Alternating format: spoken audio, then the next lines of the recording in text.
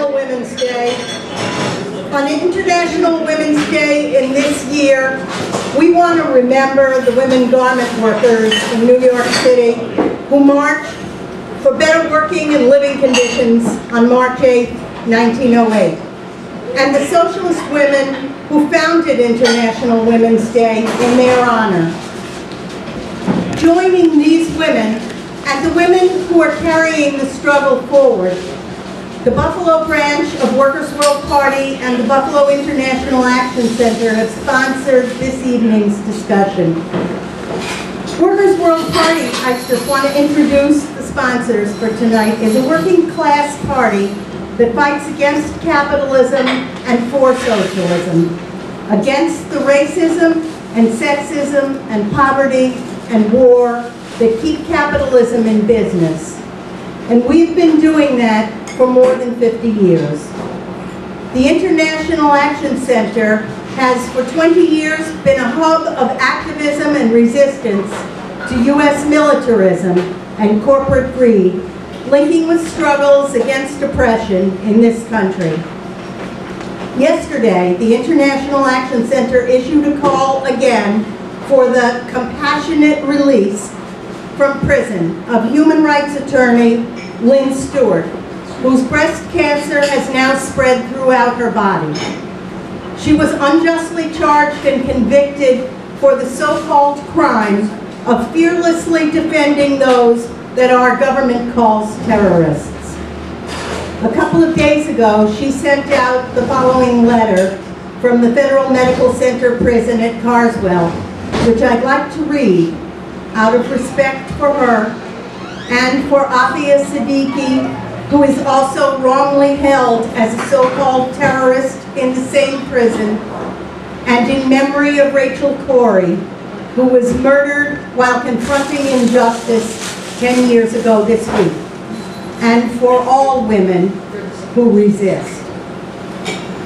Lynn wrote, "This is a cry from deep in my soul on behalf of my sisters, abused, forgotten, made marginal. We are always aware of our place on the rungs of the ladder of oppression based on race and class and sex. Since this needs to be brief, I want to first talk about sisters Indian, Asian, and Native American both. It is the most difficult concept to conceive of the evil, predatory communities these women on different sides of the world live in. Rape is violence, not sex. It has been routine for men to absolutely do as they will without any fear of retribution legally. There have been no courts to prosecute or to punish.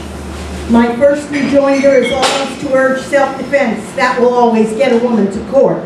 But she may there become a victim again.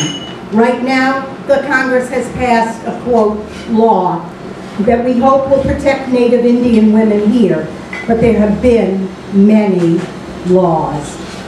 There is greater hope in India, where there has been a righteous female uprising that cannot and will not be ignored. Briefly, I just want to mention women who are not in the cruel world but suffer behind bars, in cages, if you will. Some of us are political, here because the government has criminalized our actions or framed us. I call out to you to remember and cherish Marie Mason, a green warrior, Afia Siddiqui, a heroine in her own Pakistan for her brave resistance, and also me, still fighting, still struggling, still loving you all.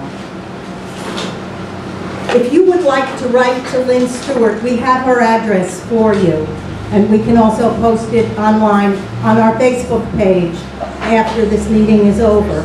Also, a petition to U.S. government officials and federal prison officials urging her compassionate release is available now, and we can provide that website at the same time. Just a month after the horrific gang rape of a young woman in Delhi, India, which sparked militant marches of thousands throughout the country, 1,200 delegates from across India attended the third All India Women's Conference. Leilani Dowell was a U.S. delegate, representing Workers' World Party and the international struggle for women's liberation at the conference. Leilani began her activism shortly after 9/11 in the struggle to prevent the war against Iraq while she was at San Francisco State University. In 2004, she ran against Nancy Pelosi for Congress on the Peace and Freedom Party ticket. As a queer woman, she has organized for lesbian, gay, bi, trans, and queer rights, both in San Francisco and in New York, where she now lives. Leilani has participated in solidarity and fact-finding delegations to Colombia, Lebanon, El Salvador, and Haiti, and probably a bunch of places I haven't mentioned, and has reported on her experiences in the pages of Workers' World. She represented the U.S. delegation at a deliberative session of the World Festival of Youth and Students in 2005 in Venezuela, and was a lead organizer of a youth delegation to Cuba in 2007. In 2009, she traveled on an International Action Center-sponsored delegation to Honduras as a right-wing coup was actually taking place in that country, and she reported on the people's resistance. Her writings have been published in the books Feminism and War, Marxism, Reparations, and the Black Freedom Struggle, Gaza, Symbol of Resistance, and What is Marxism All About? She's a managing editor of Workers' World newspaper. It gives me great pleasure now to introduce my comrade and sister in the struggle, Leilani Dowell.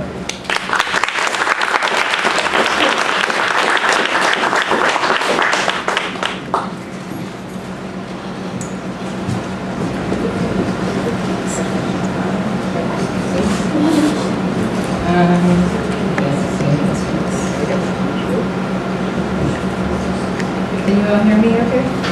Yeah? Okay.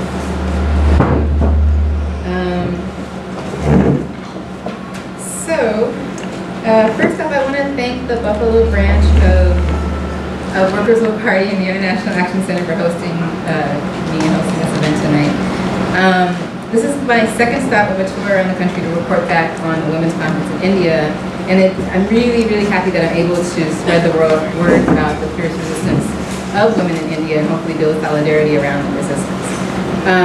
But before I start that, I want to say I feel like I would be remiss if I didn't take this moment to honor Hugo Chavez, who I think folks have known recently passed in Venezuela. One of the delegations that I've been on is in 2007, Chavez actually hosted a meeting of the Women's International Democratic Movement in Venezuela. And this is an organization that's worked on women's rights internationally since 1945. And it wasn't until Chavez came into office and was building the Bolivarian Revolution in Venezuela that they were able to have a conference of women from around the world in Venezuela. So just to give a sense of Chavez's support for women's rights, I feel like I would be remiss without honoring him as well today.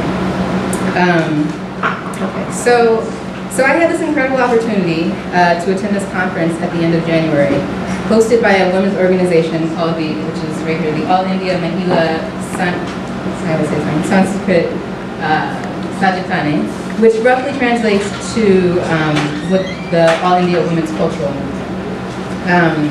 This was the third AMSIS, I'm going to call it AMSIS from now on, so that's how they pronounce the acronym. This was the third AMSIS conference. The first one was in 1993.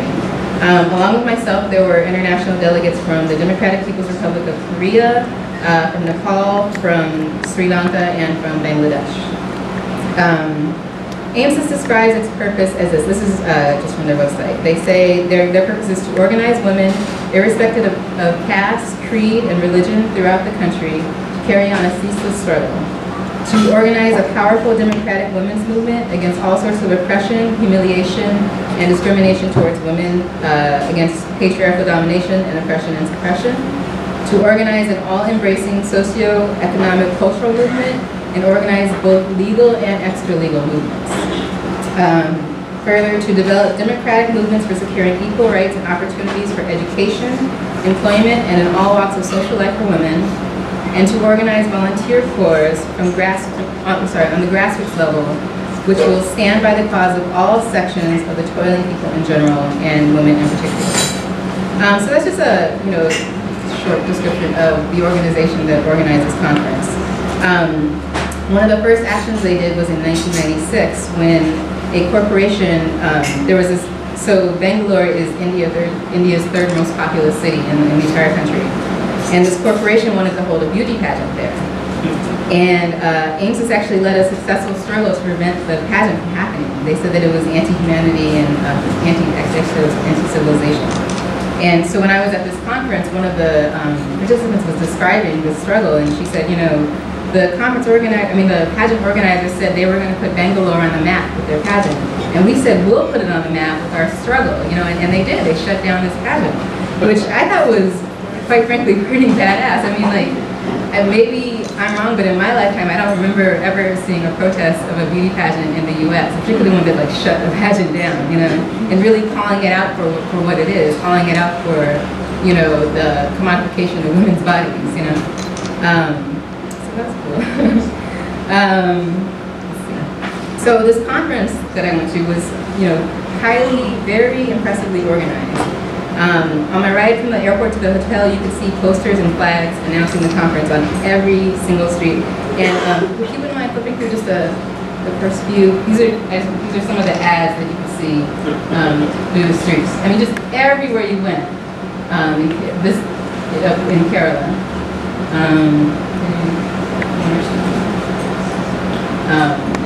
Okay, thanks.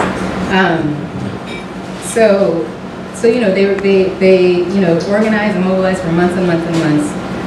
They had a reception committee of 1,000 people who worked on the conference from an office in Kerala, which is where the conference was held in the south of India. They had a conference there, they had a reception committee of 1,000 people who worked there for months organizing and building for this conference. They had people assigned to deal just with the international delegates, and I felt really bad because I had a couple of organizers from the conference who were kind of taking care of me and making sure I ate and paying all this attention to me. And I said, well, I feel bad I'm taking you from your organizational duties. And they said, no, you are our responsibility for this organization, for this conference. That's how we organize ourselves so that you're taken care of as well. So I was very impressed by it. I thought it was really easy. But anyways, in the midst of organizing this third conference, the gang rape in Delhi that Ellie mentioned, that caught the attention of the entire world, occurred just 1 month before the conference was to take place. And I'm sure you've all heard about it, but I'm just going to run through it again. I just want to go over the cases so for folks who just might not know. So on December 16th last year, a young woman in Delhi was raped and beaten by 6 men on a bus, which went around in circles to allow the rape to occur. The woman was violated so brutally that her intestines had to be removed, and she died days later of internal injuries. Sadly, this would not be a unique story in India, and I'll get to that just a little bit later, but it wouldn't be unique if it weren't for the fact that thousands of people, both men and women, came into the streets of Delhi to protest. And these are some pictures from some of the protests that happened throughout Delhi. At the conference, we were told, at the conference we were told that of the 650 cases of rape that have been reported in Delhi, and these were the reported cases. We all know that there are probably countless more cases that are not reported to the authorities. But of the 650 cases, this was the only case where the government sought to prosecute anyone for it. And it's because people came out into the streets that the government was forced to seek out the perpetrators of this attack and prosecute them. It's also interesting that,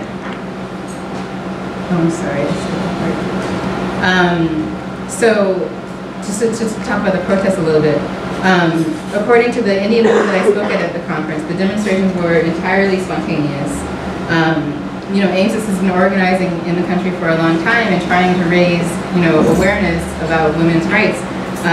But they actually can't claim the organization of these marches. People just came out into the streets when they heard about what had happened. Police attacked the demonstrators with tear gas, and they sprayed them with water cannons. And Delhi is a section of India. It has different climates throughout the country. It's a huge country. Delhi in December is freezing cold, like freezing, and the police attack these demonstrators with water cannons in this freezing weather. Nonetheless, the people continued protesting, they continued coming out to the streets, and moreover, the protests spread all throughout India. So this is what forced, again, this is what forced the government to respond. It's also interesting to note that in the wake of the Delhi incident, the government denied the visa of one of the international participants to the conference, to the women's conference that I went to. My comrade Alina was scheduled to attend from North Carolina with me at the conference, and she found out that the day before we were supposed to leave, that the Indian government said that they had to review her references and the references of the conference, which of course they knew about the conference for a long time. But because of that, she was essentially denied from attending. They also said that anyone with a tourist visa, including myself, couldn't speak at the main event, which was the opening procession on the 29th. And it was the event with the maximum number of participants from around the country. So it became very clear that with the response to the movement in India, rising up, they clearly did not want us to learn about the resistance of the women in India. They didn't want any of you to learn about it, and they didn't want the Indian women to hear about the international solidarity that was being presented to them as well. So this was one of the attacks that happened. But it was in this context that the last month of the Women's Conference was organized. Although, like I mentioned earlier, this gang rape was not an isolated incident in Indian society. There are an astounding number of attacks on women. And when I say this, I don't mean actually that the numbers of individuals affected is astounding, which it is. It's completely horrific. But what I mean is that the actual kinds of attacks that are happening, the number of them, there's so many different ways that women are attacked in India that it's really shocking. So I took photos. One of the things that they did is they had this exhibit called Women in History at the conference, and they had a display with all these different placards, and I took pictures of those because I think that they really show some of the attacks that our women are up against, and they really framed the conference in a lot of ways. So if you can. This is just more of the Delhi protests. And then, okay, so as this poster says, the growth rate of crimes against women in India surpassed the population growth rate in 2010. Okay, this slide is about what they call, in India they call it feticide. And this is the termination of a pregnancy once the parents discover that the fetus is female. And this is, of course, due to the devaluation of females in Indian society, but it's also, I think it probably also has to do with parents wanting to spare their female children, the struggles, the very burden of being female in the country. It's very, very heavy, and I was told that because of this practice, only 914 females are born for every 1,000 males in India. This lists some crimes against women in India in 2010. More than 32,000 murders, 19,000 rapes, 75,000 dowry deaths, and that's when a husband or other family member kills a woman because her family cannot afford to pay her dowry, and 36,500 cases in all states. This says that rape in India has increased by 700% since 1971, and that a rape is reported every 30 minutes. One of the speakers at the conference noted, and I noted that it's very similar to here. When women go to report rape and other atrocities, the police say to them, well, what were you wearing? Why were you out at night? What is your character? And the speaker at the conference said, with attitudes like that, the crimes against women are only bound to increase. They're not going to decrease. Okay. So the next 3 slides are just several individuals who have been killed in India.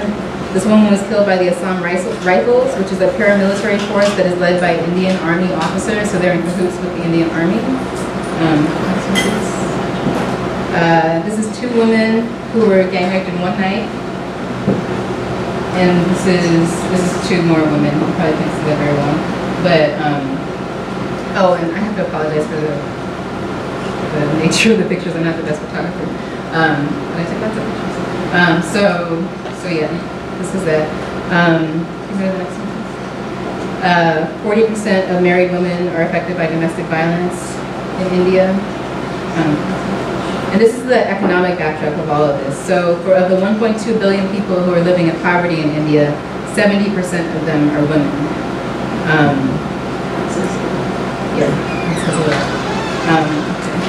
And then 245 million Indian women are illiterate. And this is the last one.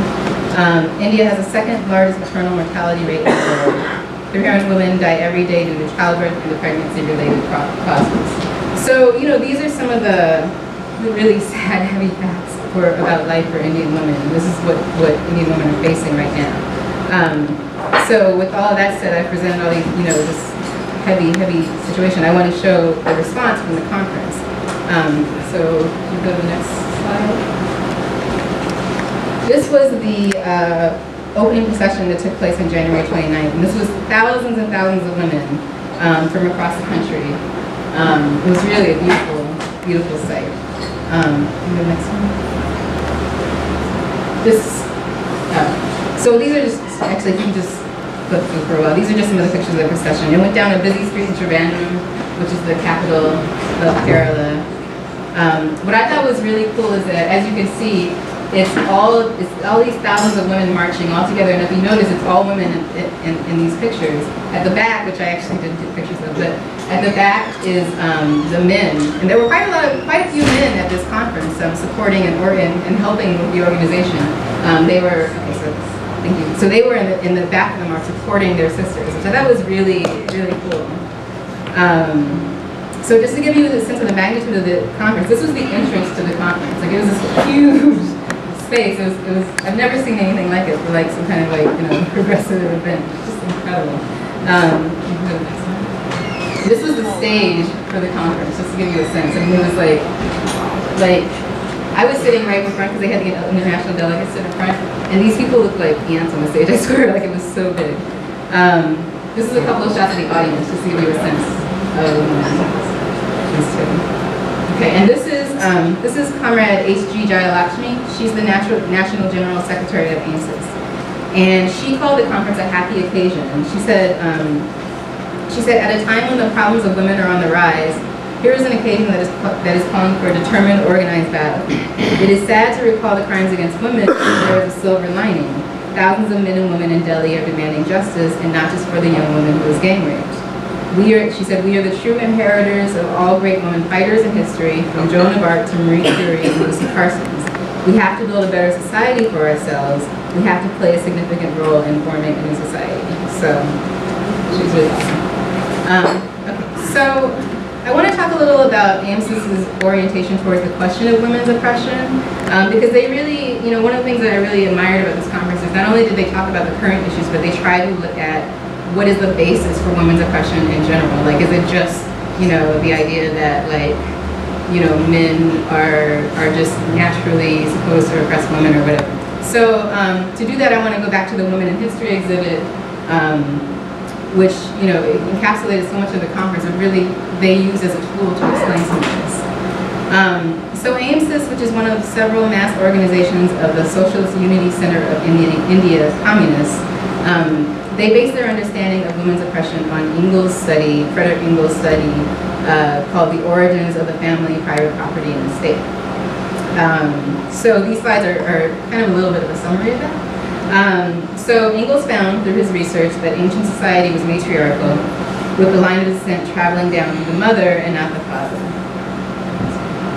So I actually just put the one here because I thought it was cool. It says, in primitive society, women were considered as the embodiment of all power and strength. Okay.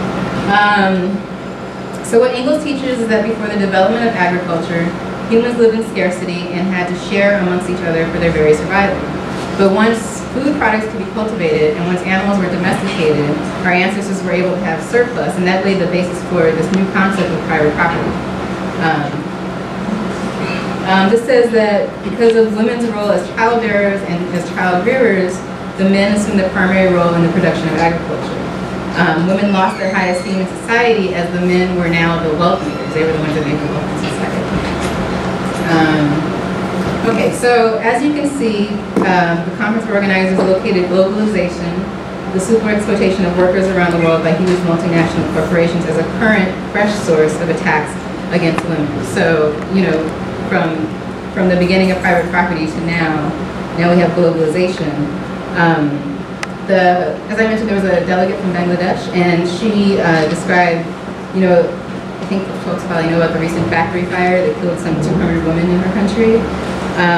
The women were locked inside the factory by the bosses, and it turns out that the corporation that was housed inside the factory made apparel for U.S. and European corporations, including Walmart, JCPenney, and H&M.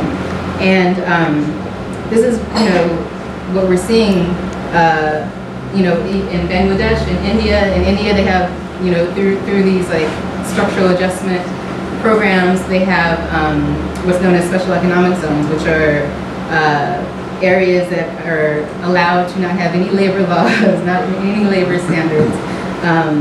And because the country is held to the dictates of these you know, the World Bank and the International Monetary Fund and stuff, they're forced to have these areas where, you know, often mostly women workers, you know, have to suffer under these conditions and sometimes die because of these horrible working conditions. So there's also a situation around microloans, which are being promoted in India and other South Asian countries, where what they do is they come in and they give loans to women for ostensibly to set up small businesses. But what happens is it changes the structure of how the women interact, because they get these loans together and then they end up fighting. It ends up a situation where women have to fight, women and families and communities have to fight each other to pay back these loans when they're constantly in debt to these big international organizations. So it seems like it's supposed to be this you know, cure-all for women's problems and for people's problems in these countries, and what it actually ends up being is just a situation to put people in debt once again.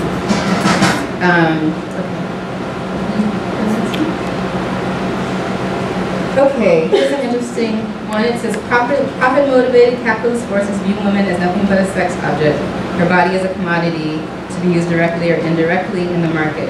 What they preach about women's empowerment is sheer hoax. And they talked about, you know, really contrasting the idea that women's empowerment is, you know, succeeding in capitalist society, is living a comfortable life, you know, and you know, what the Indian woman pointed out at the conference is that's not true liberation. True liberation is you know, has nothing to do with, you know, owning more things than one other person, you know, and that's what capitalism teaches us. Comrade Jayalakshmi, the picture I showed earlier, she also noted that India is also an imperialist country, which exploits the countries that surround it, and she said that the imperialist perspective and culture contributes to the patriarchal attitudes that are in India right now. Okay, so this is their conclusion based on the history and even up to the current situation. It says private property created the condition for keeping women enslaved, and it will continue until private property is abolished once and for all. With regard to the thousands of young men and women protesting in Delhi and throughout India, the president of AIMS, Chaya Mukherjee, she said, if these forces come together to fight, we will destroy capitalism itself. So, you know, the conference had this very anti-imperialist, anti-capitalist flavor to it, and located capitalism and imperialism as the source of women's oppression. Okay, and in this slide, the conference organizers noted what Marx said when he said that capitalism creates its own grave diggers. This says, but simultaneously, you know, with women's oppression, has grown her brilliant struggle for emancipation. And I didn't take pictures of this part, but the rest of the women in history exhibit detailed women who have fought for liberation around the world. From an Indian woman who led an armed rebellion against the British in 1824, to Lucy Parsons and Helen Keller and Rosa Luxemburg, and you know, they also included women artists and poets and sculptors, which I thought was important as well. Okay, so I want to actually spend a little bit talking about the use of culture at the conference. Many of the conference participants and organizers told me that due to a compromise made at the time of India's independence, the country had undergone a political revolution, but not a cultural one.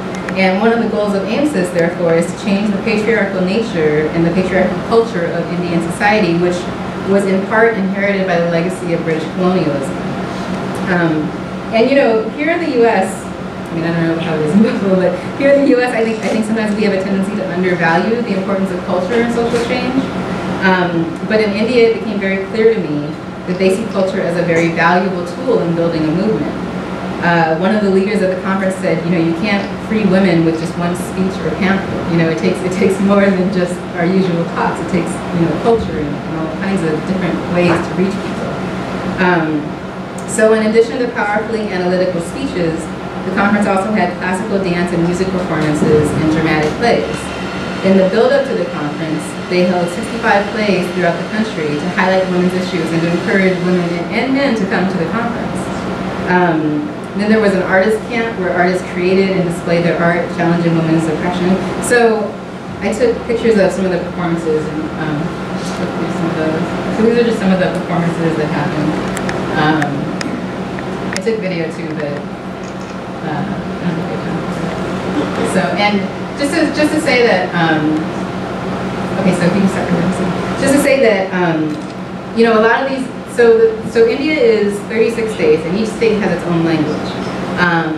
So when folks come together, like at a national conference, they typically speak in English, which is, you know, a legacy from British colonialism, but they also speak in Hindi as well. So those are the two linking languages.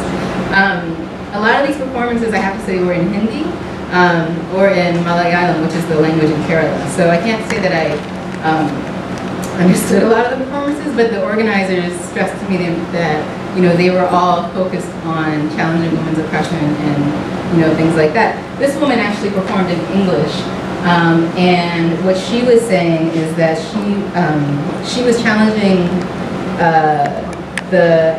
how mythical stories and traditions are often rewritten to deny their voices to them. So, you know, she said that sometimes traditions need to be re-examined because there might not necessarily be something wrong with the traditions, but it might be that they've been rewritten or they've been, you know, altered to suggest women's oppression or to deny women their participation in these traditions. And she said, and sometimes they in fact do need to be changed as they do not fit the new times. So this is just more pictures of her. This, I thought it was really cool. This actually, this blue, she danced across a canvas, and that was the result of this blue right here. Okay, so this is what I probably think was the strongest example of culture, of the use of culture to get across a message. So there's this guy, Gopinath Mukherjee, which is the guy whose face you can see. But he's apparently a world-renowned magician, and he's from the state of Kerala, where the conference was held. And, you know, they told me he was performing a magic show as part of the conference. And so, you know, I'm thinking like, oh, that's great, they have a magic show for the kids, you know. But the organizers made a really big deal that the international delegates should go to this show. So this is just an example of what he did. First, he had these 3 women from the audience come onto the stage and write 3 problems women face in India on a metal divider. Can you go to the next slide? Okay, so that's the metal divider, and he just had them, you know, with a marker write the 3 different problems. And if I recall, the problems were one wrote alcoholism and drug use, another wrote atrocities against women. And honestly, I can't remember the third. But then on the other side of the petition, he had them write their solutions to the problems. Okay, so the partition gets put in this chamber right here, with the problems on the left side and the solutions on the right side. And this woman comes in, and she's got these chains, and she breaks the chains, and then can you go that side? And then this partition is put over her, and I didn't get a picture of it. She disappears on the left side, ostensibly under the weight of the problems, right? Later she reappears. I mean, it was a magic show. She really, you know, I don't know how they did it, but anyway, she reappeared on the other side, and she broke the chains ostensibly on the solution side, you know, and it was obviously like far more dramatic than I'm describing it. I have to admit that it's actually really embarrassing, but I kind of got a little choked up by it because I was just so impressed that you could change anything, like something like a magic show, into something that could be political and actually draw in the participation of the women in the conference. You know, like he didn't dictate what the problems and the solutions were. He let the women of the conference dictate it. So that's most of my presentation. I just want to close up by talking a little bit about, you know, our response in the U.S. To the Delhi rape and our responsibility in the U.S. as well. You know, when the Delhi rape happened, Workers' Will Party put out an editorial noting the hypocrisy of the U.S., which all of a sudden was the bourgeois media in the U.S. all of a sudden was putting out these statements condemning the rape that happened, you know, the rape that happened in India and all the atrocities in India, and completely ignoring the atrocities that happen against women every single day in the U.S. You know. The Department of Defense just put out a thing that said 1 in 3 women are sexually assaulted in the U.S. military. You know, 1 in 5 are sexually assaulted in civilian life, and that's you know, it's less than the military, but it's still way too high. And so, you know, our responsibility in the U.S. is to challenge that hypocrisy, to make note of it, to stand. So it has to be a nuanced response because we have to stand in solidarity with Indian women, but we have to also, you know, call out the U.S. for its hypocrisy. And most importantly, though, the most thing that we can do in the U.S. is continue our fight to liberate, for liberation for all. And if we follow not the dictates, but the understanding of the women comrades in India, and understand that imperialism and capitalism is the source of the attacks on women and the source of women's oppression, then we have to continue fighting to end capitalism itself. And where better to do that than here in the U.S., in the heart of U.S. imperialism, in the belly of the beast. So that's my presentation. I hope that I've shed some insight into the situation in India. I hope that you all will stand in solidarity with the Indian women's struggle and continue fighting for women's liberation in the U.S. and around the world. And I can take any questions. Thank you.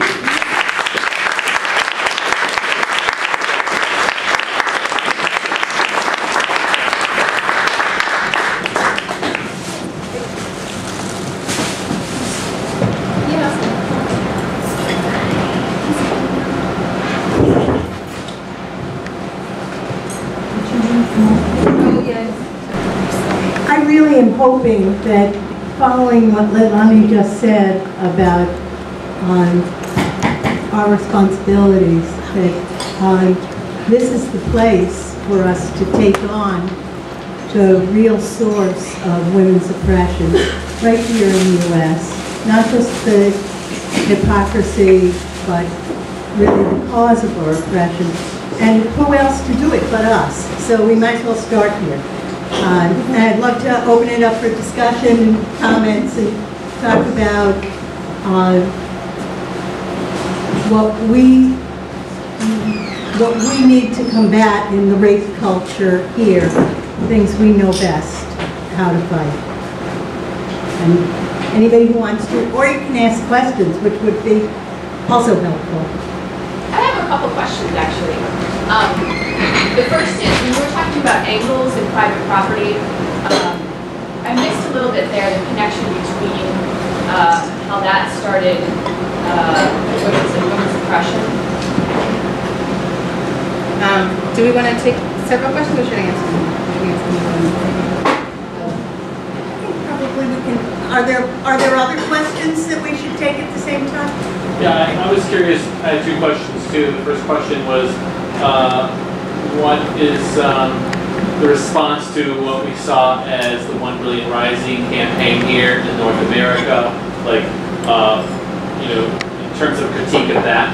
And the second was, while you're in India or at this conference, was the women, I might be saying their names wrong, but I know in India there's a group of women who wear the pink saris who go and when they find an abusing husband or abusing spouse, the women will show up at their place of work and drag him to the street and beat him with a cane. They have these canes.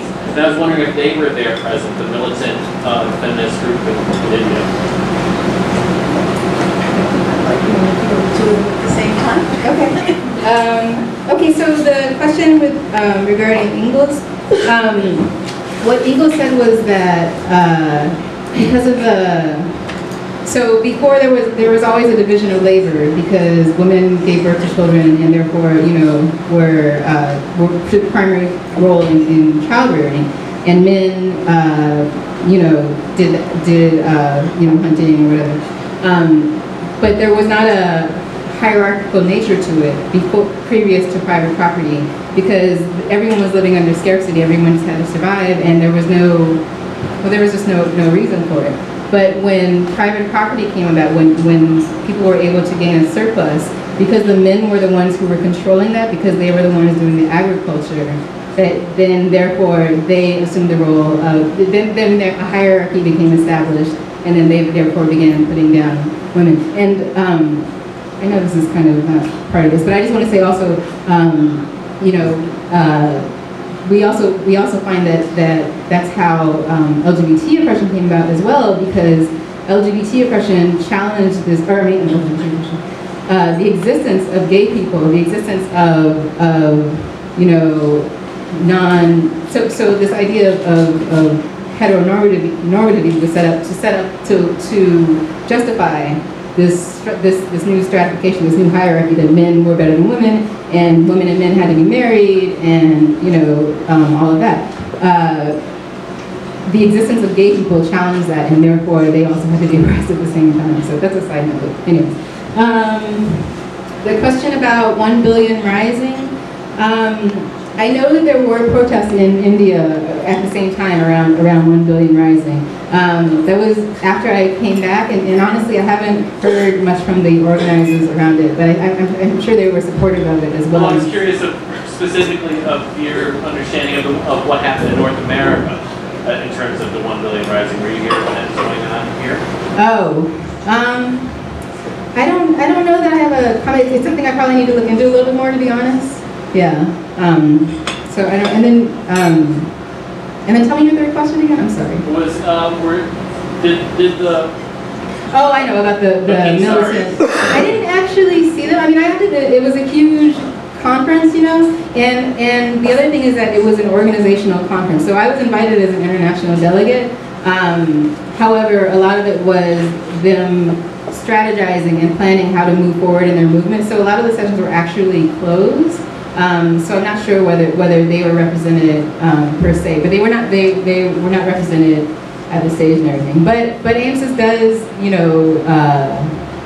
they do support extra legal, things. I'm sure they would be all for that. So. No question that we can probably remember looking back in the early days, very earliest days of the revolution in China, when women first began to come into their own as full-fledged citizens of society, and found it necessary to do exactly that. That is, to deal with people who didn't understand the importance of women moving forward in society. And they did. They dealt with them on a community level. Sometimes harshly if it was necessary, and sometimes just by community pressure. But it worked. It was done everywhere in China, I understand. I saw several hands. You were first. You were next. Was there a discussion there of that group about how to perhaps intervene and curtail the sex trade and export of young women? And you had one? Yeah, I was just wondering if there was discussion at the conference about the effects of British colonialism and neo-colonialism and how they created national antagonisms and were pretty much instrumental in maintaining women's oppression. Anybody else? Yes. I was just wondering how much the patriarchal structure of Hinduism and like the legacy of the Hindu caste system is present day. Yeah. We couldn't hear you. We couldn't hear you. Okay, so what he just asked is how much does the legacy of the Hindu caste system affect women's oppression, right? Am I getting in present, right? Okay, so the question about the sex trade, yes, they definitely talked a lot about challenging, you know, the trafficking of women, and the one of the slides that I actually didn't put up here is that they said that that trafficking in women is the second largest industry in the world. Like it brings in more money in the world than any other industry, and a lot of that is in Asia, and particularly there's women from other South Asian countries that are actually trafficked into India as well. So they're definitely building a movement to challenge that.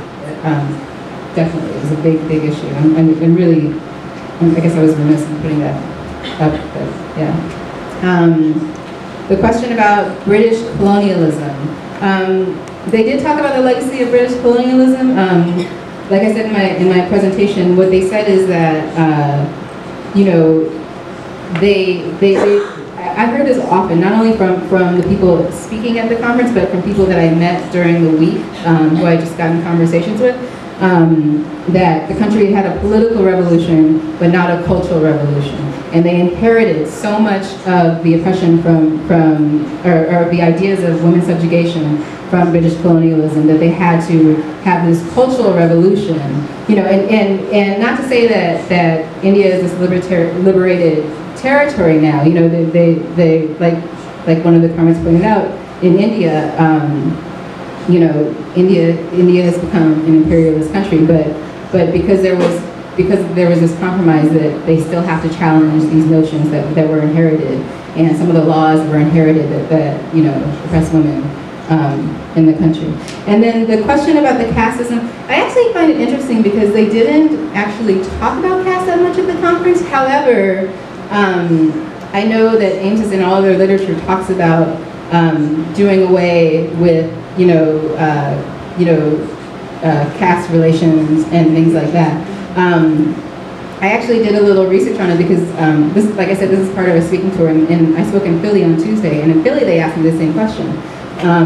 So I did a little research, and it actually turns out that this is not to say that the Hindu caste system was okay or anything, but it turns out that the British actually, to go back to Tom's question, the British actually codified some of the laws that repressed women under the caste system, based on caste as opposed to, just in general, but separating the caste out and delineating them, calling certain castes untouchable and other backward castes, and placing them in society based on that. That was actually codified by British colonialism. So, it seems that it has diminished at some point, to some degree, but it's still going on, and it's still something that needs to be challenged. So.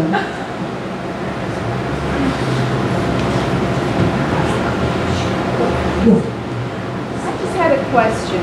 Recently, India had a general strike, and Kerala was one of many of the provinces that participated in the strike. What would you think, what would you say that in India, there's millions of workers and women workers, how many of them would you say that would belong to the trade union? Well, I can't give an actual answer to that, although I will say, if folks don't know, there were 100 million people in the streets in India, and I don't know if do you all have a copy of the last week's issue of the paper? Anyways, we covered in the front page of Workers' One newspaper, and the picture that we found from the conference is a protest of all women. So it seems like, women have heavy participation in the union movement. They seem to be a very strong force organizing the movement. Well, I couldn't give exact numbers, but it definitely seemed clear to me that, and I met women after women who was like, I'm in this trade union, I'm in that trade union. So, yeah, that's right. Yeah.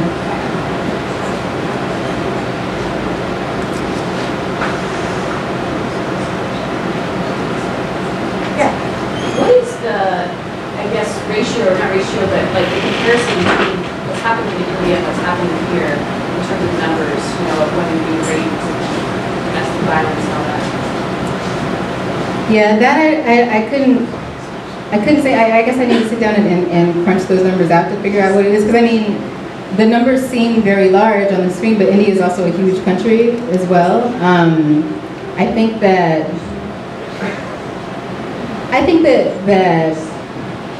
you know, sexual assault and rape in the U.S. is you know, just as prevalent, quite frankly, as it is in India. I think the thing about India is there's all these other attacks as well that make it particularly, you know, it's almost like in the culture it's not a question. You know, the idea that a woman, you know, that you're supposed to pay a dowry, and if you don't pay, if the family doesn't pay a dowry, then a woman can get murdered, or you know, attacked with acid, or you know, things like that. That child marriages still happen, you know, things like that make it.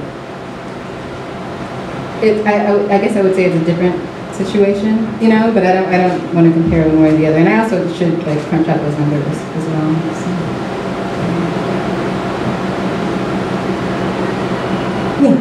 I just wanted to say, you know, this is just a comment, just my observation, but I think that we all know that women's oppression has been around for a long time, but I think there's a real edge to it today. Because of the globalization, the deepening of the crisis, the economic crisis around the world, the increasing workload that women have to do in the factories or anywhere in the world, and the sex trades, that's part of it too. The increasing oppression of women in the workplace and in culture and everything, and the fact that there seems to be not a particular pole anymore that stands out.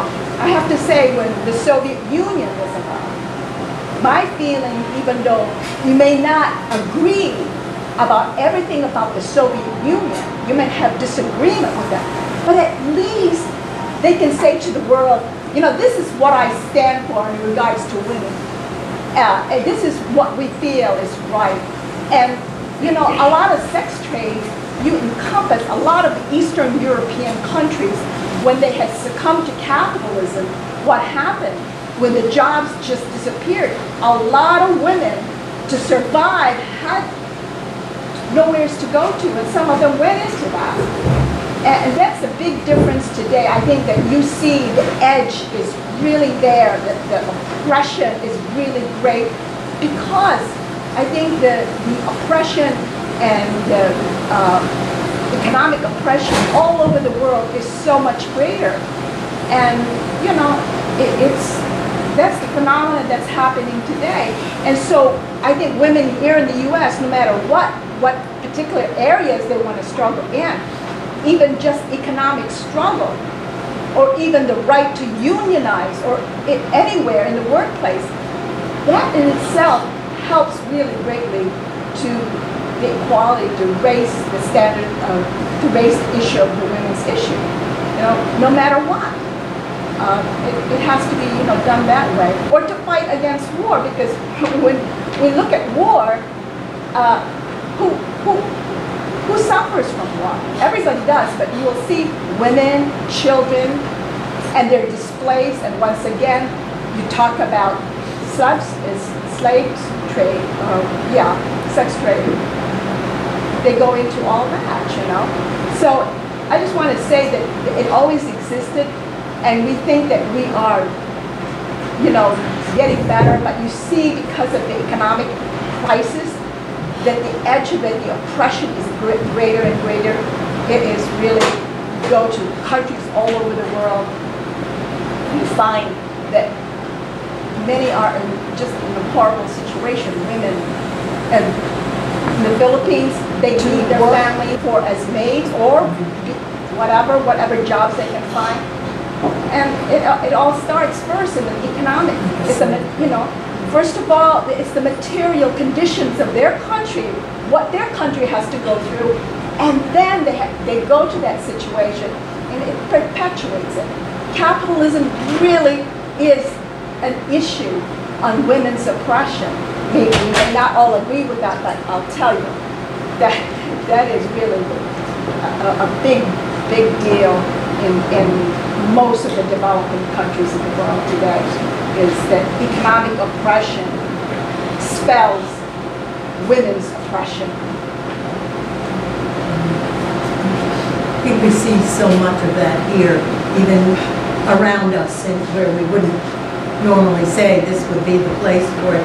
But it's so obvious that in situations where human life is just not a consideration, just a non-existent consideration relative to profit making, in every case, the health of people in the community, the safety of the water, the considerations of all forms of safety in the workplace, on every imaginable kind of consideration that is thrown overboard in pursuit of profit. So you can imagine how much greater, intensified the discarding of women and the downing of women must be in situations where the drive is even stronger, it's even greater, that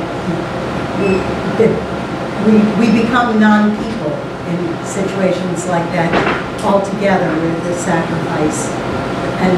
And of course all of that is recoverable because we have within us, as a collective of the population, we have the ability to recognize that and fight against it. So the answer is just like, I love that sign with on two sides. I thought that was great. Where the solutions are right there. They are by magic. They appear when we go to the other side from the problem to the solution, which is always us together. Put up hands. Just a quick comment. I was really impressed, like you were, about how the men stayed in the back of the march to support the women. And I think that symbolically that kind of reflects, us men, especially, male privilege is not talked about. And when you do bring it up, and almost even amongst the activist groups, we bring it up and it becomes very contentious, And it's so important that we continue to bring it up and fight that battle. And it's important for men, allies of women, to work on our own sexism. And I, chief amongst them, I know I'm sexist. I know it's installed in me. I know I live in a sexist culture. It's not lost to me, that fact. And I know that that's part of how I can be an ally to my sisters, is to work on my own sexism. And I think, it's important to go ahead and just, say it, in all these kind of situations that men need to take on working on their own sexism, period, in the story. Well, we all need to take on working on our own stuff, and then we'll have what we want. That's what I feel like. There's a part of me that feels like, why, what is the solution? Like, why are we still talking about this? Why is this still happening? I feel like, just saying like, God damn it, like, let's move beyond this. Like, what the fuck, really? Like, this is still happening? It's just, so, I know there's so many layers to it, and I know that also we as a collective community, with all the magic and miracles that exist at our fingertips, can hold a vision, and like that, I believe, it can shift. And I just trust in the universal flow and the goodness, the innate goodness of life, that, we can all be good in our hearts and heal what needs to be healed and keep that vision, of love and light and peace and safety for all beings everywhere. I just want to add a comment. I've been a therapist for over 25 years, doing a lot of work with sexual abuse survivors. And I have to say I'm very much still in the righteous anger phase, because I think of all the people that I've worked with through the course of my career, very few, maybe on two hands, 25 years worth of work, can I say there was any kind of, anything close to justice for these women. And oftentimes what happens is, even with children, if there's a sexual violation, there's so much shame and silencing. And so to this day, so much of the work I do is just, supporting women not to get stuck in the story, and maybe inviting families in who are interested in being allies, because oftentimes women will describe themselves, or the family will have this fear that they're damaged goods, going back to this idea of commodification. So I love the idea of, as a community, really looking at ways to, step up and consider solutions. But I have to say, I haven't seen very much progress in 25 years of working in this area. Hope we don't lose the righteous anger until we win. Yeah, definitely gonna stay pissed till I die. I really want to comment. I just want to say, I think one of the things about that is that,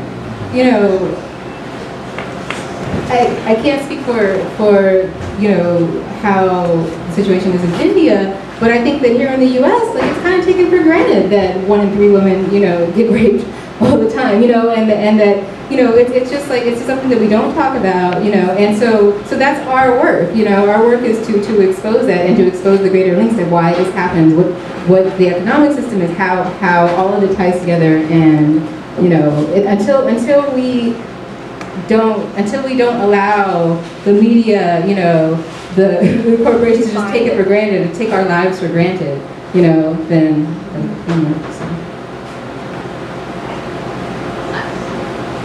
For sure, the Oscar awards that went on last week were a real object lesson in what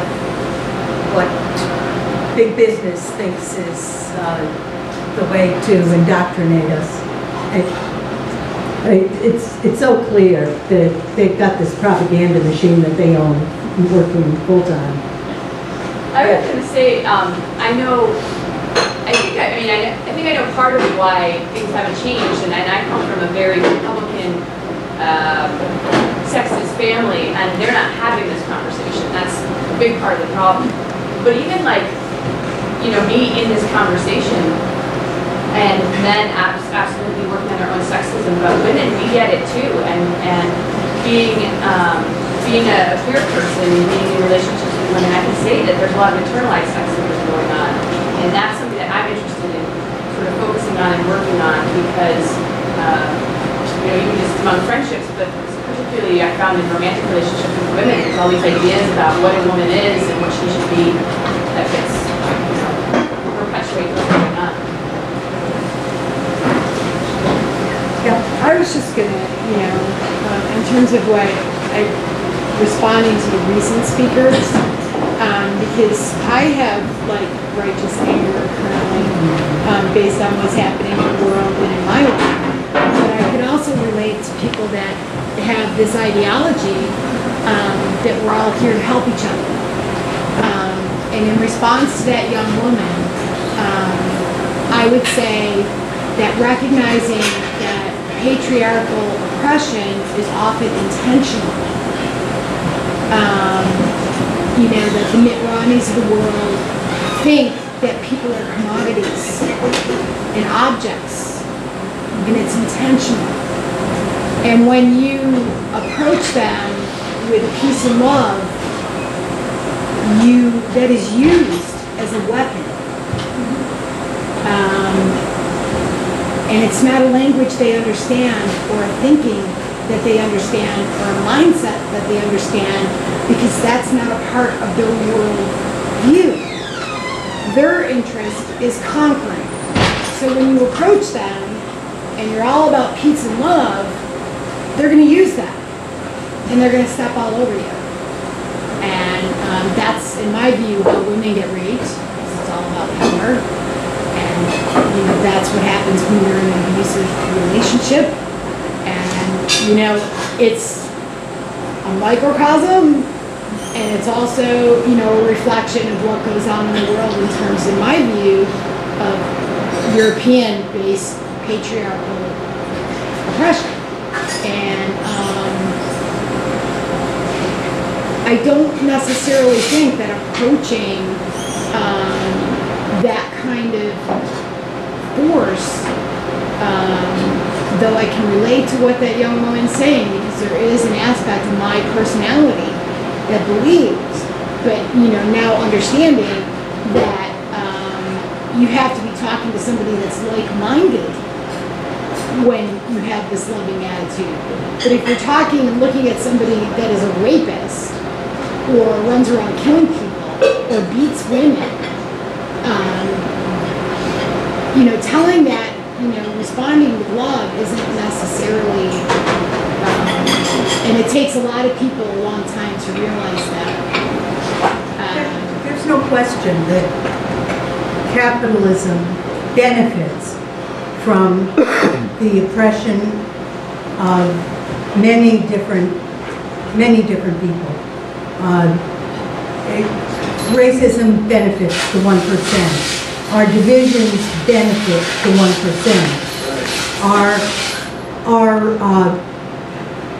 Our having been taken in by rape culture and the objectification of women and the consequent making all right violence against each other, all of those things, that serves the perpetuation of the profit system. Those are the pillars that it stands on. If we could not be used against each other, this system would not stand, and there would be nobody to benefit from it, and we could teach each other how to make a new society not based on oppression. So we know what we have as an enemy, and it's not each other. There was a hand, or two. There's one.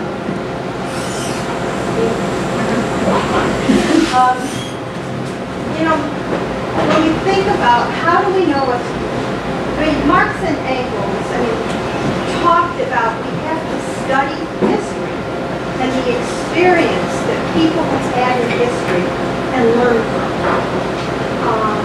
And, you know, they said that one of the things they said was that it is not possible for us to live in equality when there's scarcity.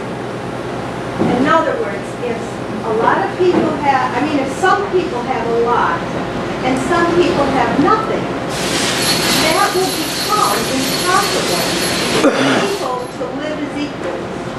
And if you look at the history of imperialism, for example, and look at the history of India and these other countries, the countries that were the most oppressed and exploited by the richer capitalist countries, where people lived under terrible poverty. They didn't have jobs, they didn't get an education, they didn't have good health care. It wasn't possible for them to move to a more advanced stage of living where they had those kinds of things. And at the same time, they were kept unequal by the haves and the have-nots. So in those countries which have been the most exploited and under the thumb of the capitalist oppressors, the longest and up to the most recent, and you see a lot of this in the Middle East, where countries are still suffering. Then when that happens, we can't expect that these kinds of divisive, backward kinds of ideas are not going to be greater than in more advanced countries. And we shouldn't think that just because the United States has been a richer capitalist country, that therefore maybe in some ways there are more progressive ideas here about women. Those didn't just happen. Those happened because of big struggles in this country. We need to go back to things. Just go back to the, whether it was going back to the women's suffrage movement or all the way up to the most recent women's movement during the 60s and so forth. Those were big struggles that we had where we raised the consciousness of so many women and got rid of so much stuff. But at the same time, we didn't change the system. So now what do we see? Pushing back all of that.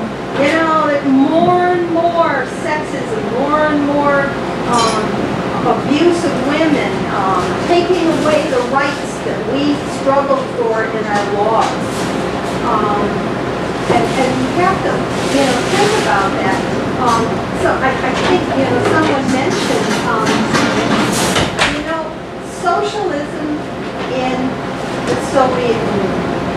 There were many problems, and we wouldn't advocate some of the things that happened. But there were accomplishments, and one of the accomplishments was that immediately after the revolution, the right went in the laws of the country. And since the Soviet Union has collapsed, they're taking them all out of it. The same thing about the rights of LGBT people.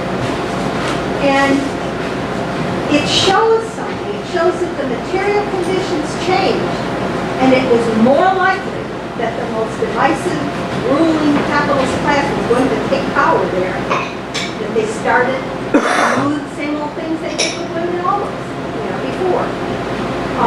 Another example, most recently, is I know many years ago I heard a lot about how, Cuba is repressive to LGBT people.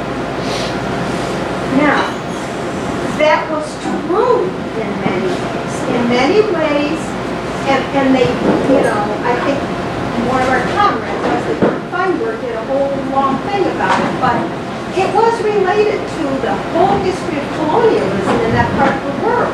Those laws were brought into the country, and they were repressive. But just like here, people, the average person, began to believe them, and began to feel like, LGBT is wrong, and I don't want to be, all of that. And they adopted those during that repressive time. And as soon as, the laws in Cuba were changed. They were changed to say, we don't support that and we will struggle against it. But that didn't change it overnight. It was very difficult. There had to be a lot of discussions in community, and people had to accept. It was a whole huge change. But the fact was that because it was a socialist government that believes in the equality of people and the non-exploitation of women, they were able to wage a struggle over decades with it. And now people can go there and see what tremendous progress they have made in this way, because underneath all that oppression is a government who it's not in their interest. It's not in their interest. It's in their interest to bring people together. So when you have that there, you have the basis for the material basis for changing society. But if at the bottom of your government you have the basis for dividing it, putting us all backwards, it's almost impossible. You can't change it. You can only change it through the struggle to get rid of it. But you can't just make it magically go away. Do you have a question? Yeah, more of a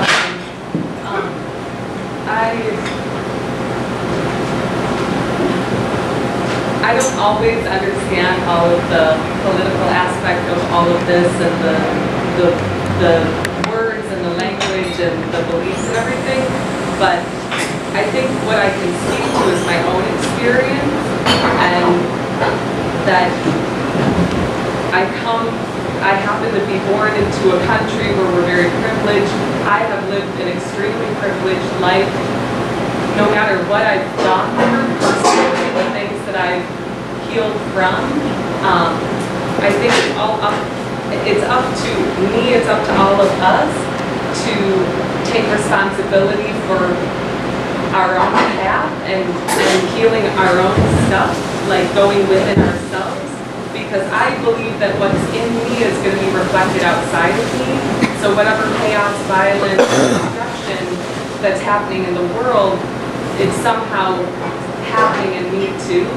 And I think that you spoke about how we even are sexist towards each other as women, and I think, well, yeah, I'm sexist towards myself, taking it that one step further. So I think there's a part of me that just wants to say, like, I don't know if you remember Stephen Bebo, but he was here over a year ago, and he was just a real king man that said to me once, don't believe the lie, you know? Don't believe the lie. And to me that means I am love, you know, and I can be this in my life, and I can share it with others. And maybe it's not going to stop everything from happening in an instant. However, I believe that it is up to me, and it can be up to every one of us to take that first step into really coming to terms with our own self-love and reckoning with our own inner destruction, so that we can start to really co-create a world where we can experience love and we can experience harmony in our relationships, and just allow that to build, you know? That's what I have.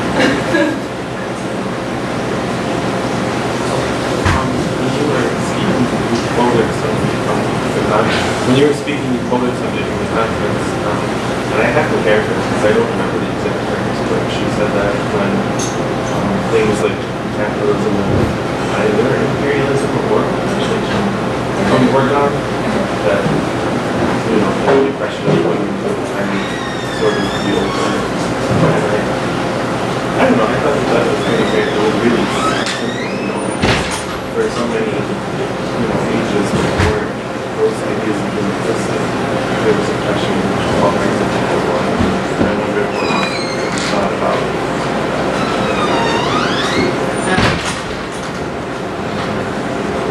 I think folks probably didn't hear that question.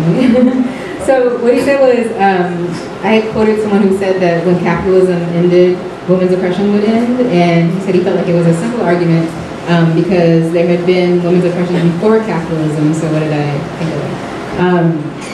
Right? Yeah. Okay.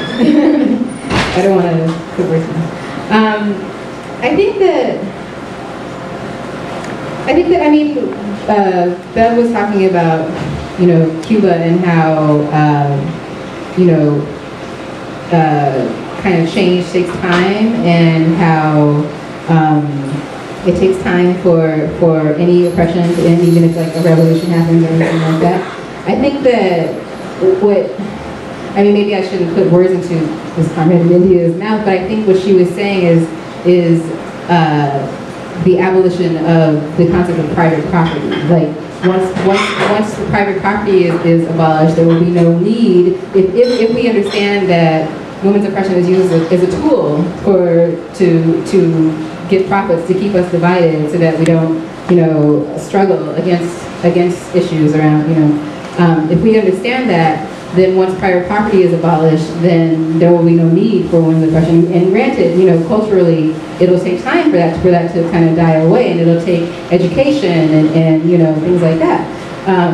But that it can't happen. I think the common's understanding and my understanding is that, you know, the ultimate liberation of women can't happen until private property is done away with. And I think, again, I don't want to put words into her mouth, but I think what she was looking at is, you know, there's an analysis that capitalism is the highest stage of that, and the next logical and maybe hopeful step would be the elimination of private property. And so to do that, we have to destroy capitalism. So, yeah.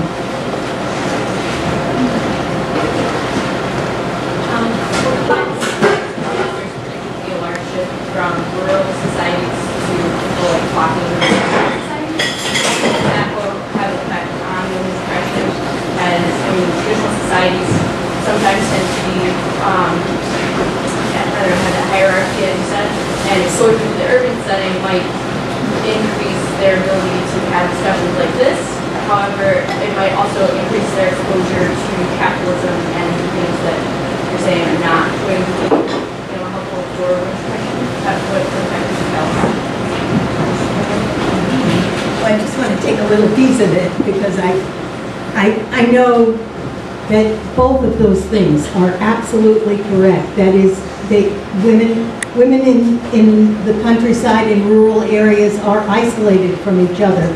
So bringing them together in cities, just like anyone else who is mass movements of people in general, men and women both, from rural areas into the city, brings them together and lets them see their commonality, which they weren't actually looking in the face before.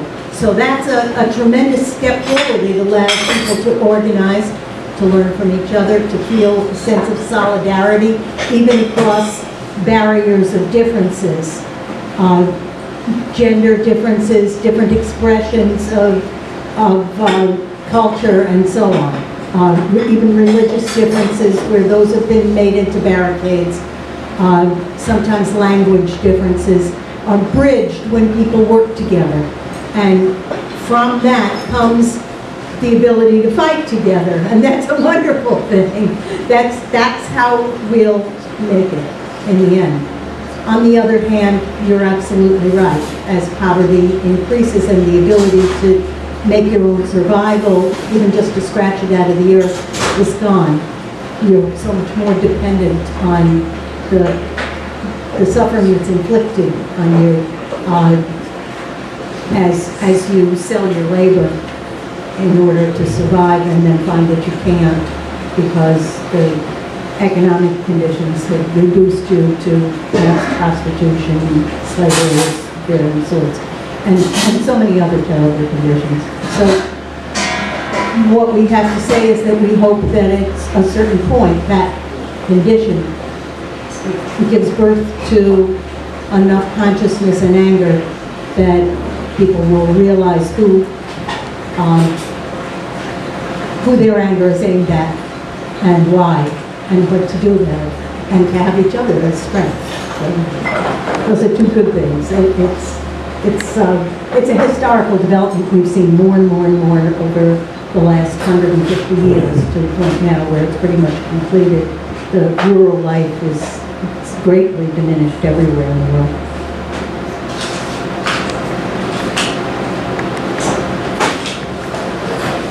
Yes?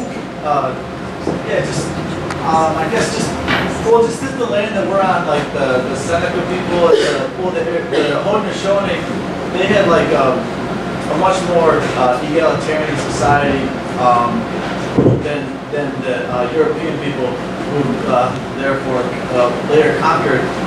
But I'm just wondering, I just thinking that I've read this book by this woman recently, and she talked about like older society when women had more direct connection to the means of production, like in farming and the land and birthing instead of like in hospitals, and a lot of these technologies that there was a source of power, and then when more of this was moved away from that, then they lost more of the power. And I'm just wondering, just as far as technology is concerned, and like just the overconsumption and destruction of the earth, and then like I think a lot of parallels can be formed like by like the ownership of women and the earth, and destructing like overutilization and like looked as an object. Same with the earth. I think that just as those two things go hand in hand, I don't know. I guess just do you think moving forward we have to be less technological, or how do we deal with the earth and with indigenous foresight, or like older cultures that had a lot of things going better for themselves and quote unquote progress. There's a lot. No, that's okay. I think I got it. Actually, no. I don't think technology is the problem. I think it's the way that technology is used under a profit-driven system. I mean, if you think about it, like, right now, all these machines, all these like technological advances are being used to throw workers out of their jobs. Just as an example, like, these machines make it easier for less people to do the same job that they could do. So people are losing their jobs and unemployment increases, and that's bad, obviously, and we're not for that. But under a system where if the system wasn't based on profit, then those machines could still be used to create the things that we need, and rather than people being unemployed, people could be supported to pursue other areas of life, to explore whatever it was they wanted to do, to engage in arts and culture and all those other things, So I don't think technology is bad. I think that when it's used specifically for profit, that's when it hurts people, when it hurts working people, you know? And so I think that rather than to say we should go, I quite frankly don't think there's going back to what there was, you know, before. I think that we need to move forward and look forward to a different type of system.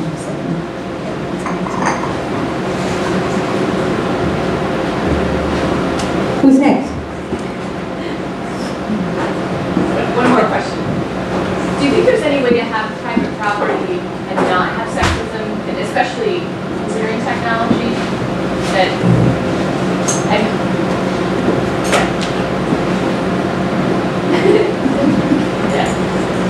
think the best part of that question has to be a question. What is private property? Is it your home, or our community's homes, or our clothing, or our art, or our imagination, or our stories, or our toys, such as they may be? Is it the necessities of life? Our children, our, quote, our children, are they our property? Are women or our men our property? So having eliminated all those things, because that's not what caused the problem in the first place when we went from a society where we all shared what we had and made sure that nobody was left behind like that, to a society where the accumulation of wealth meant that people were going to be left behind and that they would be subject to the power of others. And then created a society based on that kind of power, which then developed as the centuries went on into various economic forms.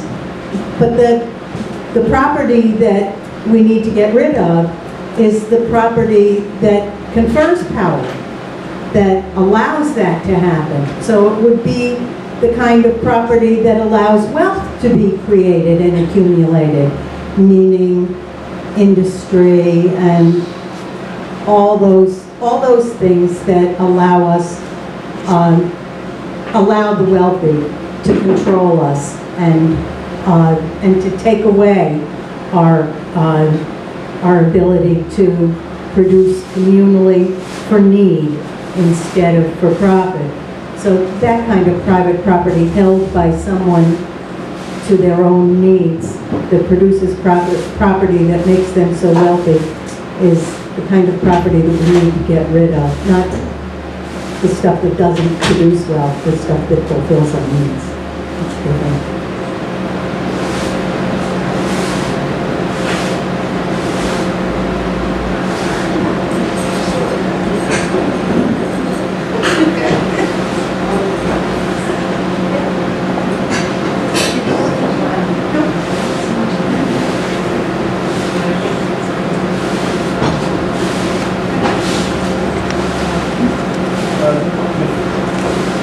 Discussion about what is private property, just kind of, I think an example that comes to mind, and it affects men and women and everybody.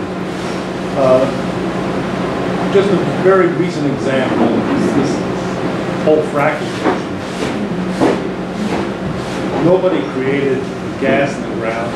Nobody created the land that we all live on, the natural resources, the water, and all those kinds of things. And to the extent that those resources are used in a meaningful and rational way, it's done collectively by all of us working together. And then somebody comes along and says, well, this thing which nobody created is mine. And I will hire people who don't have private property, who don't have any other means except to sell their labor, to work on this. And I will do it and exploit it and the people who work on it to what extent I can to get a profit, to get more than other people.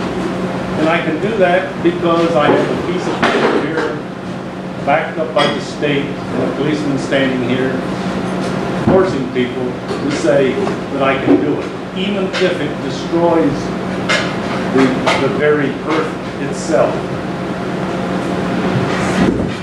Even if it leads to things like global warming, which may make things much more difficult, if not impossible for the future.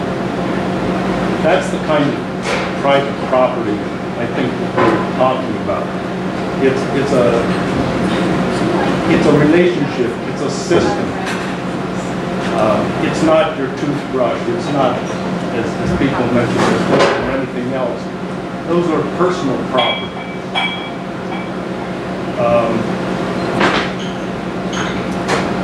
If a worker wins the lottery, let's say, or something, what do they think about? They think about possibly getting a little bit better house, security for their family, possibly an education, retirement, or something like that. When a capitalist gets $1 million, he thinks about how can I make another $1 million. So if we have a garden, let's say, and all of us work together on it to produce things, it's just not fair that a private person or persons come along and say, that's mine.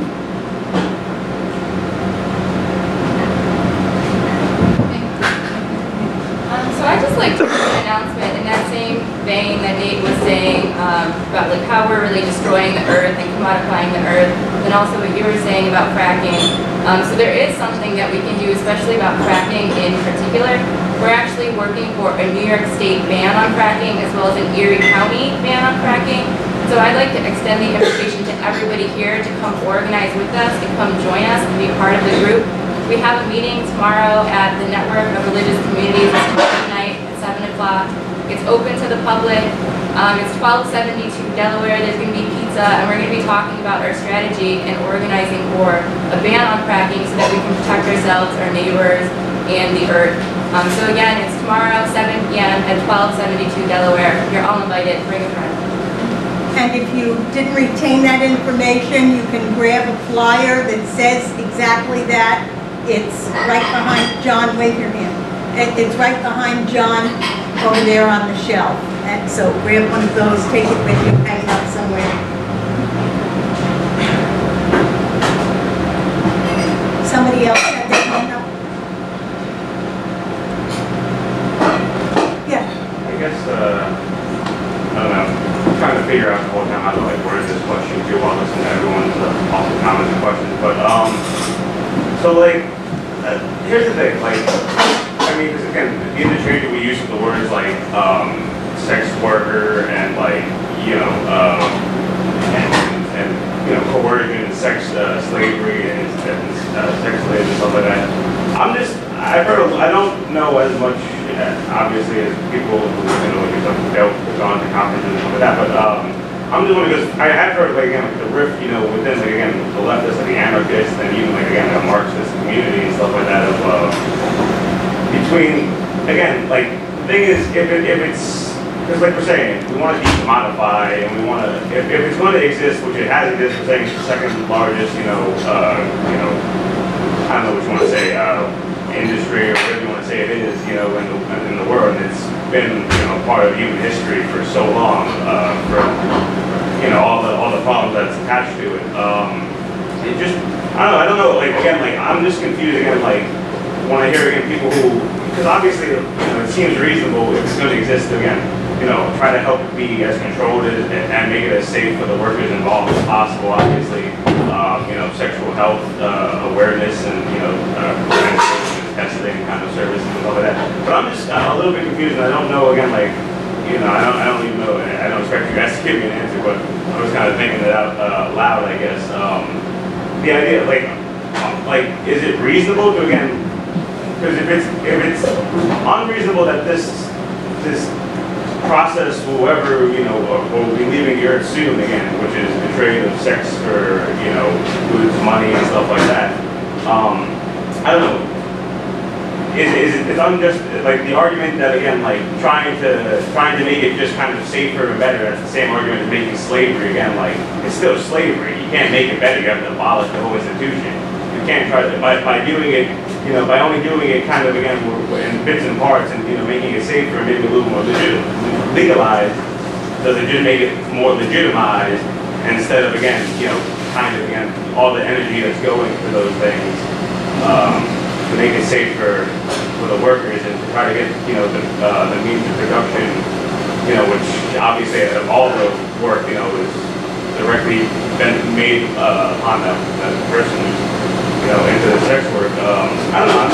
I just don't know. Again, like, have you heard anything about, first of all, the parallels, I guess, obviously with like, just the slavery and like trying to, kind of argue for a safer system and like again, with that being kind of just like doing this anti-capitalism as opposed, where it needs to be the whole system itself needs to be undone as opposed to just that. And also, I guess just sorry for that long more, but just the second part, just from like the conference or just from your research, like any specific examples, like people like tend to cite again, like Amsterdam, like the idea of like again like unionized sex workers and all this stuff. But are there any things that again that like kind of ring like clearly again of like I don't know, I want to say like innovations or something like that again, where trying to again make it more control and safety for the women involved in the process.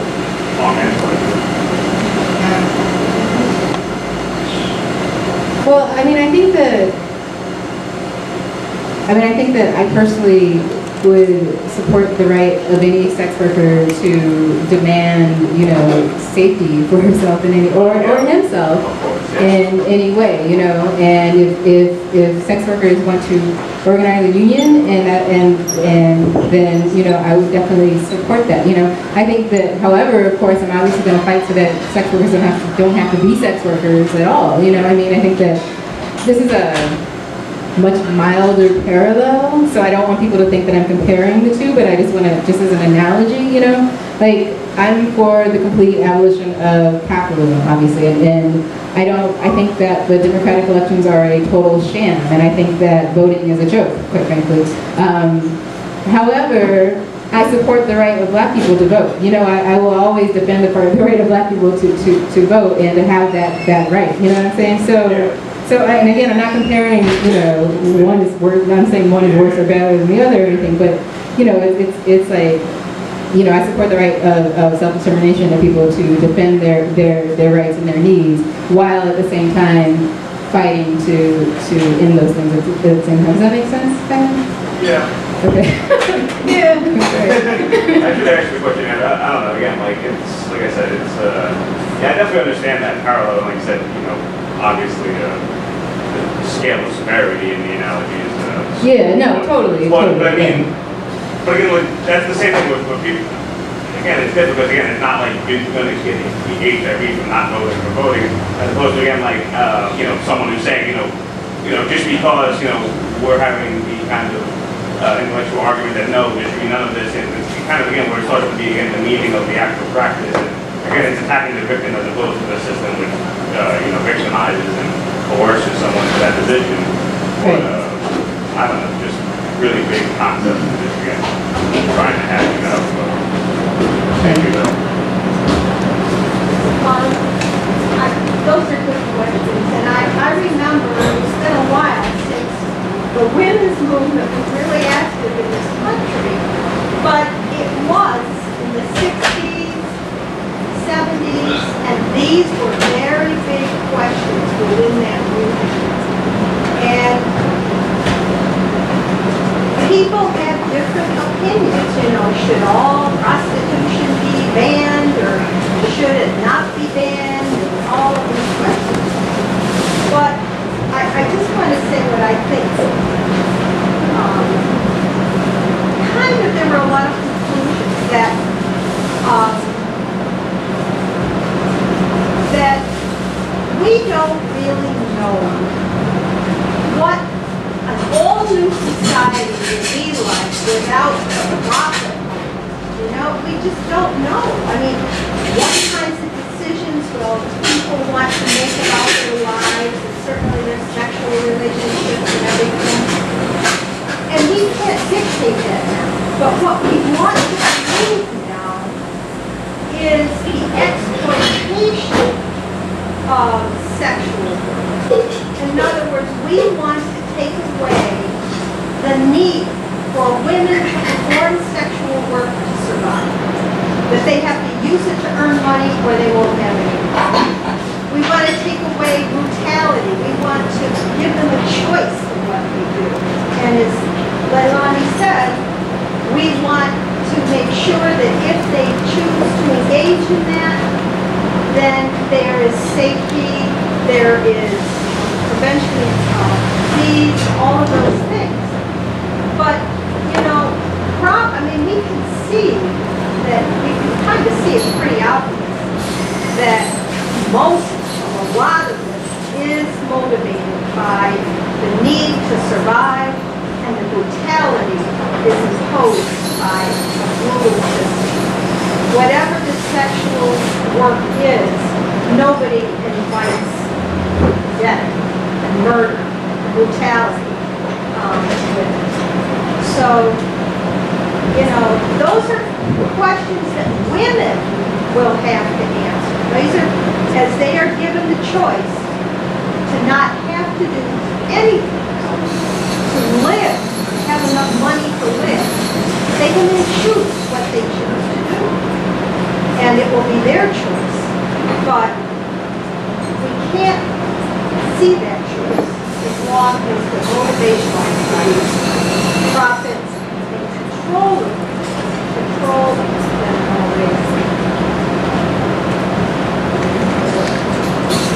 I'd love to be able to take another dozen questions and have us go on, but unfortunately our time here is limited by their time here.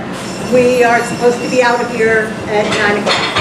So I want to urge you, please, friend the I.A.C. on Facebook. It's Buffalo I.A.C. It's the International Action Center. And that way you'll be able to keep up with and keep in touch with things that are happening. Or do you have a clipboard? Do you have a clipboard? Did we bring it? No? It's not around somewhere? I got a spare one if you need it. The box. Clipboard. I have a spare clipboard if you need it passed around.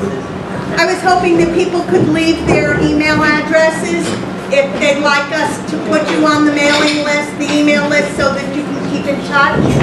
I would suggest that if you can, grab a Workers' World, and we'd like you to have them before you leave.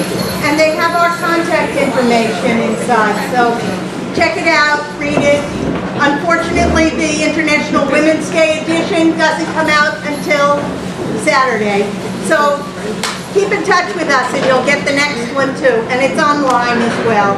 And that information is in the paper, so take one with you. And I wanted to say thank you.